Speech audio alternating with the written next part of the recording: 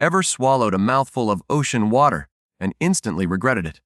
It tastes like liquid regret. But there's a massive puzzle here. Rainwater is fresh, and all the mighty rivers are fresh too. Why is the ocean so unbelievably salty, but the rivers aren't? This is a profound mystery hiding in plain sight. Here is the most critical question. What if the ocean suddenly became fresh? Would it instantly solve the world's water shortages? Or would that simple change create a global catastrophe? Get ready for a massive dose of science and drama.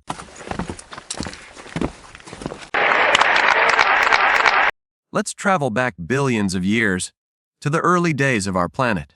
The Earth was still a chaotic, volcanic rock floating in space. The very first oceans formed from volcanic steam and asteroid impacts. Crucially, this early water was absolutely fresh, just like rainwater today. So, where did all the incredible salt come from? The definitive short answer, believe it or not, is rocks and time. This is not fiction. It's a relentless, slow-motion geological process. The ocean is salty because of a gradual mineral heist that has lasted for eons.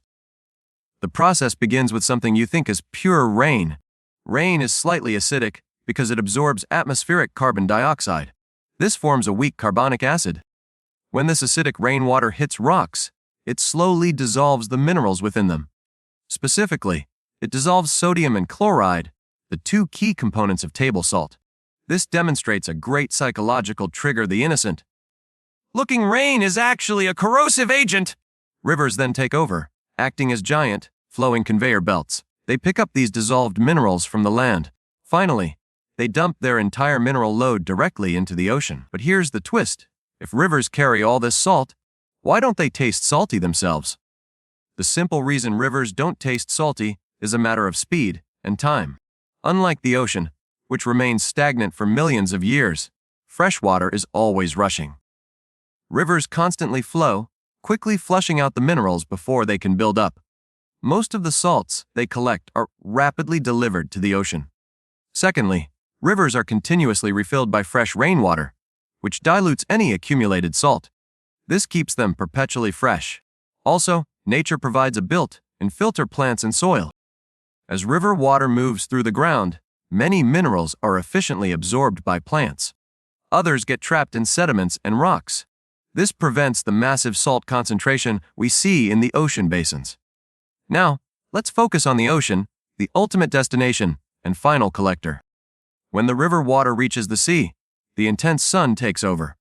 Water evaporates under the sun's heat, transforming into fresh water vapor. But the salt and dissolved minerals, they cannot evaporate. They are relentlessly and patiently left behind in the basin. The ocean, essentially, acts like a giant, slow cooker salt trap. Over hundreds of millions of years, this simple cycle has concentrated the minerals. This turned the ocean into the colossal salt storage tank it is today. Here's a fact to blow your mind. The total amount of salt in the world's oceans could cover the entire planet. It would form a solid layer over 500 feet thick. That's a layer taller than the Statue of Liberty. It's important to note that not all oceans are equally salty, which opens up our discussion. The Dead Sea, for example, is almost 10 times saltier than the average ocean. This extreme salinity is why you can float in it so easily. It exists because of extreme heat, rapid evaporation, and having no outlet. Conversely, the Baltic Sea is much less salty. This is simply due to the massive flow of fresh water coming in from surrounding rivers. These differences immediately invite a judgment call. Which one is right? This leads us to the biggest hypothetical debate in ocean science. What if we fixed the problem by suddenly removing the salt? Would this benevolent act turn out to be the most devastating mistake in history? The answer is terrifying. Imagine the ocean suddenly turning fresh. It would be a silent, global apocalypse. Most marine life would instantly perish.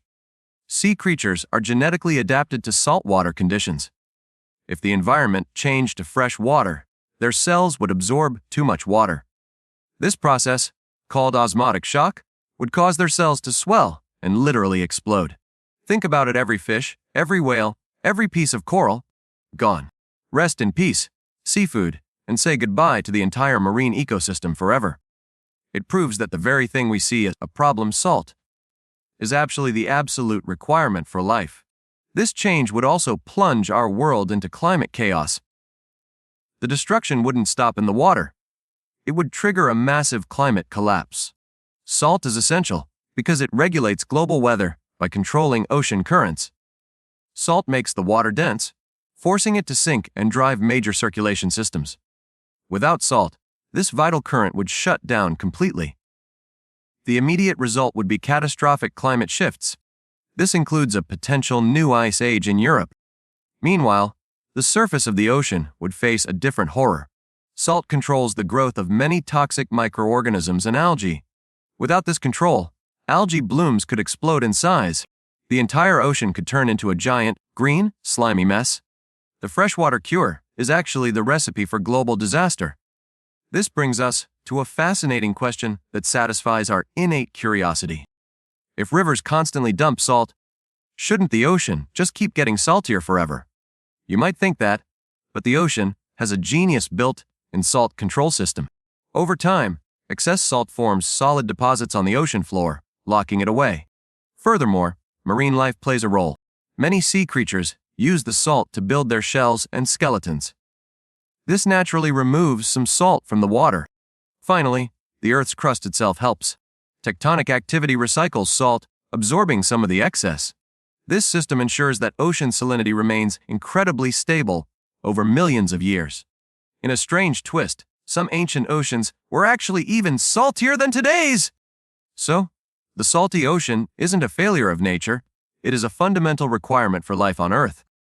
Now, let's make this personal and relevant. You've seen the dangers. If you had the power to instantly and safely remove all the salt from the ocean, knowing the risks, would you actually do it? This is the eternal dilemma to disaster, or a potential cure. It's a question of belief, fear, and human intervention. Let's shift gears for a moment with a fun fact. Astronauts' tears don't fall in space.